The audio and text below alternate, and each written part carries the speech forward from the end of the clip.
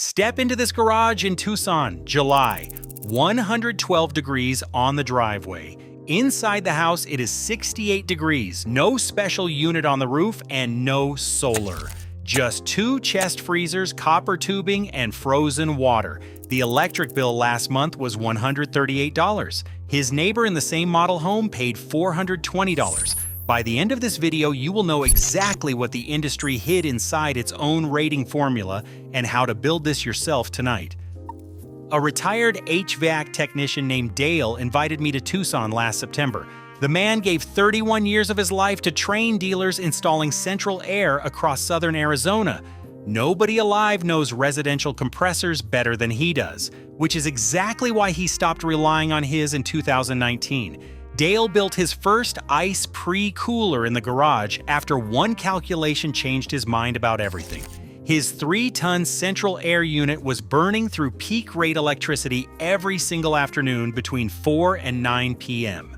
That is the exact window when Tucson Electric Power charges its highest time of use rates. He was paying the most money during the hottest hours for a compressor running at its lowest efficiency. The math made him angry. So he stopped trusting the numbers the industry gave him and built his own. 2 standard chest freezers he bought used for $40 each. They run overnight on OF peak electricity at roughly 5 cents per kilowatt hour. Inside sit 12 5-gallon buckets of water frozen solid by 6 every morning. A closed-loop glycol line runs through copper coils submerged in the ice buckets.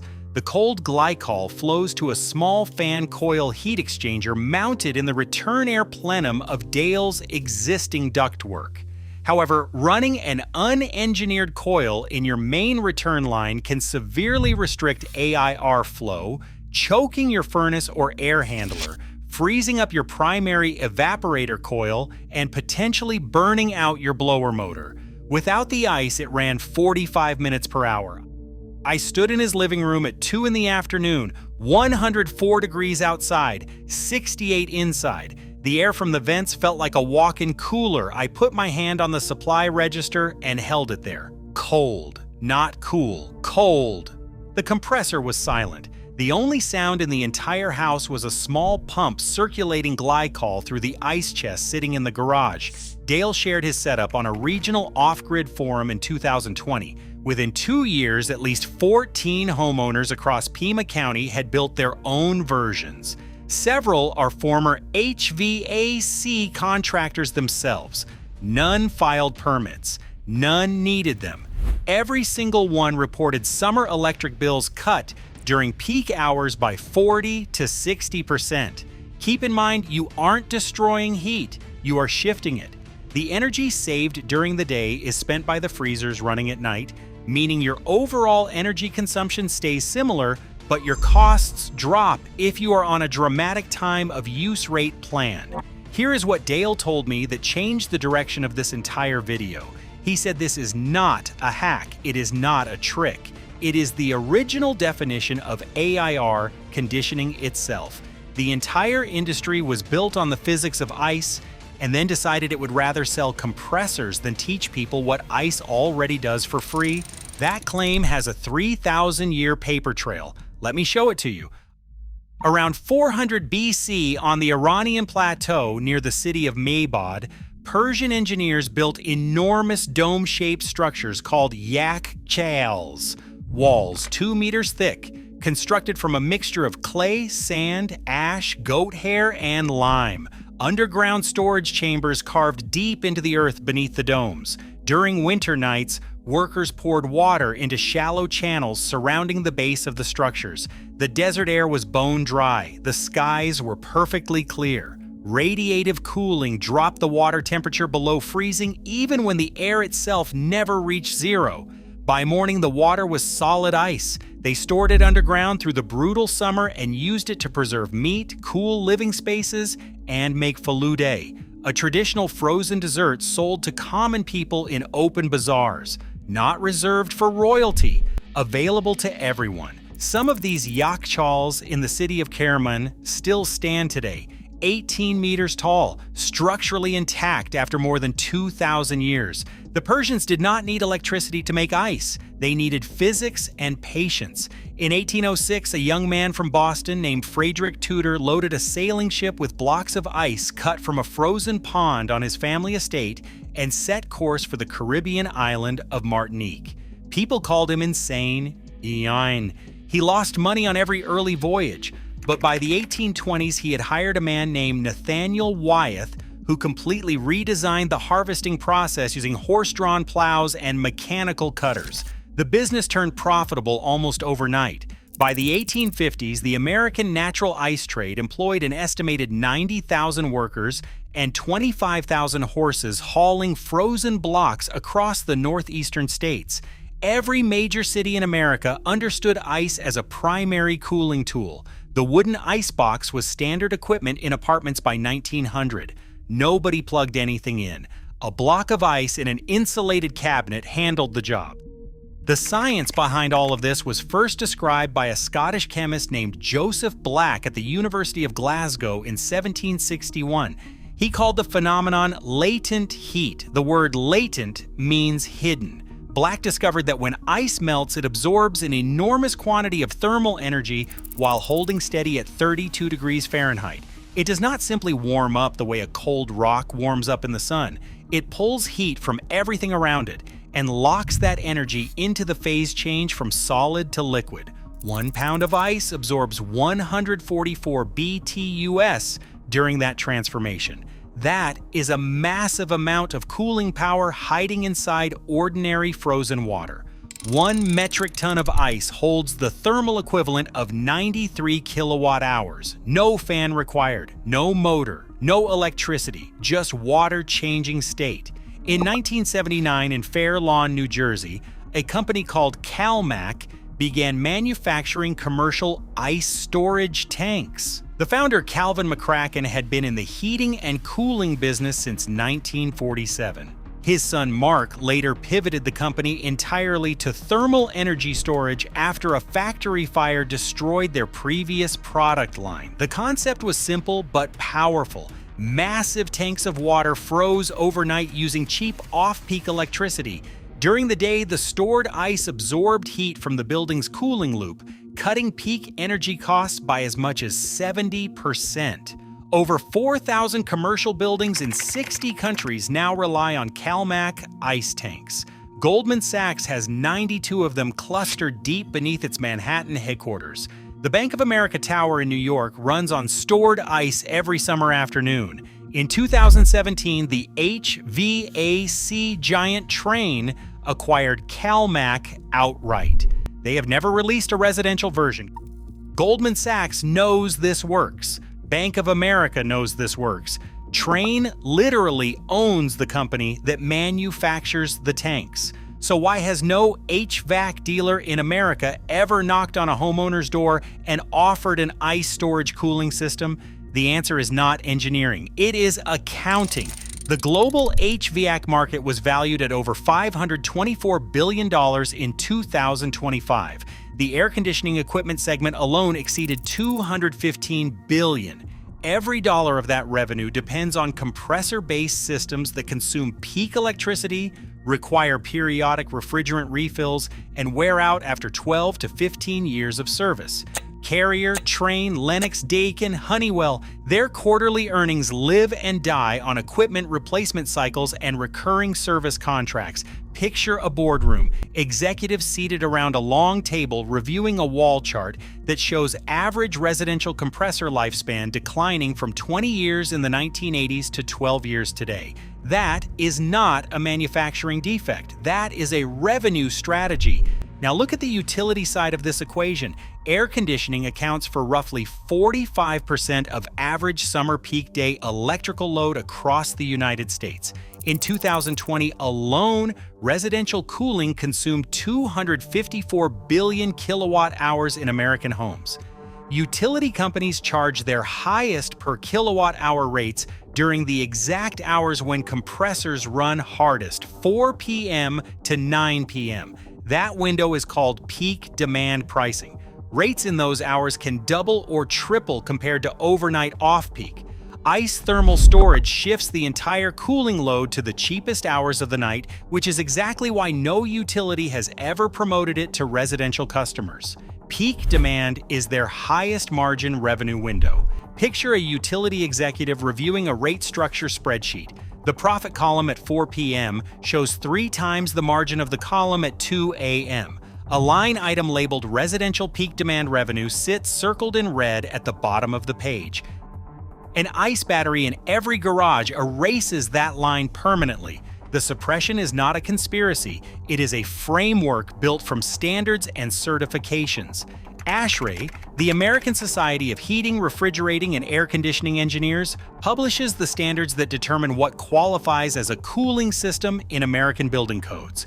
Ice thermal storage is fully recognized in ASHRAE Standard 90.1 for commercial buildings. That is how Goldman Sachs and 4,000 other buildings use it legally right now. But the International Residential Code contains no pathway for residential ice storage. No rating system exists for it. No certification, no SEER number, no EER number, no Energy Star label. Not because the physics fails at a smaller scale, because no test procedure was ever written. The organizations that design the tests are funded by the companies that sell compressors. Nobody picked up a phone and said, suppress this technology. They built a measuring system that only measures what they sell. Everything outside that system simply disappeared from the conversation. CalMac only ever sold commercial solutions. Mark McCracken spoke publicly about residential potential, but never shipped a home unit. A company called Ice Energy later developed a product called the Ice Cub designed specifically for homes. It connects to existing air conditioning and stores energy as ice during off-peak hours. But the Ice Cub costs thousands of dollars and requires a licensed professional to install it, while a basic experimental loop using an insulated cooler, a small submersible pump, an automotive heater core, and 50 feet of soft copper tubing can be put together for roughly $250 to $400 in parts. Scaling it up to safely and noticeably impact a whole house central air system requires significant engineering, heavy-duty insulated staging tanks, and precise airflow calculations.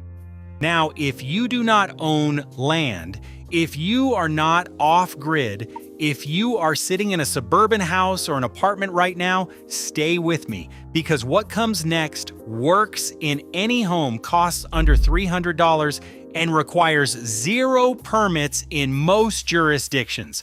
This part was built specifically for you. Here is the number I promised at the beginning of this video, the measurement that makes a $500 billion industry very nervous. Every air conditioner sold in America is rated in tons. You have heard this your entire life. A 3-ton unit, a 5-ton unit. You hear these numbers at every HVAC sales appointment in every living room in the country, but nobody sitting across from you on that couch has ever explained what the word ton actually means. A ton of cooling capacity is the amount of heat required to melt 1 ton of ice in 24 hours. Every compressor on every concrete pad in every backyard in America is measured by how well it competes with melting ice. Run the math yourself. 1 pound of ice absorbs 144 BTUs during the phase change from solid to liquid. 150 pounds of ice, which requires about 3 5-gallon buckets, holds 21,600 BTUs of phase change cooling power.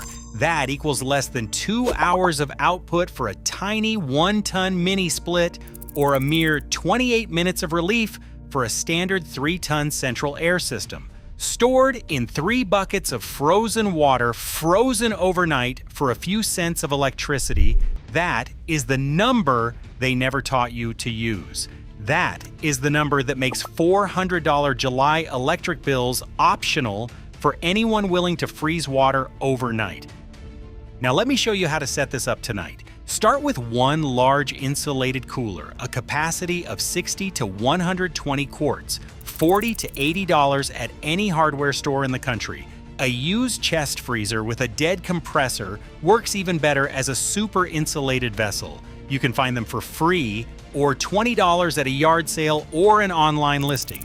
Buy 50 feet of quarter-inch soft copper tubing, $25 to $40. Coil all 50 feet inside the cooler and leave both ends sticking out through small holes drilled in the lid. That copper coil is your ice side heat exchanger. Fill the cooler with water around the coils and freeze it solid overnight. A garage chest freezer handles this on off-peak electricity without breaking a sweat. If you do not own a chest freezer, bags of ice from any gas station work just fine. About $2 for a 20-pound bag. 8 bags fills a 60-quart cooler completely. Pick up a small submersible pump rated for 200 to 400 gallons per hour, $15 to $25 at any aquarium supply store. Connect one end of the copper coil to the pump sitting in a small reservoir of food-safe propylene glycol. Connect the other end to the inlet of a compact fan coil heat exchanger. An automotive heater core fits perfectly for this, $20 to $35. Mount the fan coil unit in the return air path of your existing air conditioning system. You can set it inside the return duct for a permanent installation, or place it freestanding in the room pointing toward the air conditioning return grill for a portable setup. When peak afternoon heat arrives, turn on the pump. Cold glycol circulates from the ice chest through the copper coil, where it absorbs cold from the phase-changing ice. It flows to the fan coil unit, where a small fan blows room air across the chilled surface. That pre-cooled air enters your air conditioning return at a significantly lower temperature. Your compressor does not have to work nearly as hard to reach the thermostat set point. Runtime drops by 30 to 60% during peak hours. Your electric meter barely turns during the most expensive window of the entire day. Refreeze the water every night during cooling season. The glycol loop needs nothing beyond a yearly check for air bubbles. Copper tubing lasts decades if kept clean. No refrigerant to recharge, no permit to file, no moving parts besides a 12-watt pump and a small fan. Total material cost for the complete system runs $125 to $150. If you have solar panels on your roof, this system gets even more powerful. Excess midday solar production freezes the water while the sun is high. The stored cold offsets your air conditioning load after sunset. When solar output drops to zero, you are banking sunlight as ice and spending it as cool air after dark. One thing I need to tell you directly, this is not a replacement for your air conditioner. Not in Phoenix at 115 degrees, not in Houston at 98 with full humidity. This is a pre-cooler that reduces compressor load and shifts your heaviest energy costs to the cheapest hours of the night. In humid climates, condensation will form on the cold coils. A drip pan underneath is not optional. And if your utility charges a flat rate with no time of use pricing, check your rate structure before you build anything. The savings math depends entirely on that gap between what you pay at 4 p.m. and what you pay at 2 a.m. The Persians understood this in 400 BC with nothing but clay and desert air. Frederick Tudor built an empire on it in 1806 with horse-drawn plows and wooden ships. Goldman Sachs runs 92 ice tanks beneath its Manhattan trading floor right now as you watch this. The physics never changed. The only thing that changed is who profits when you cool your house. Don't forget, if you want to take your off-grid electrical game to the next level, my buddy Oliver over at Off Grid Ohms has got you covered. Go show him some love.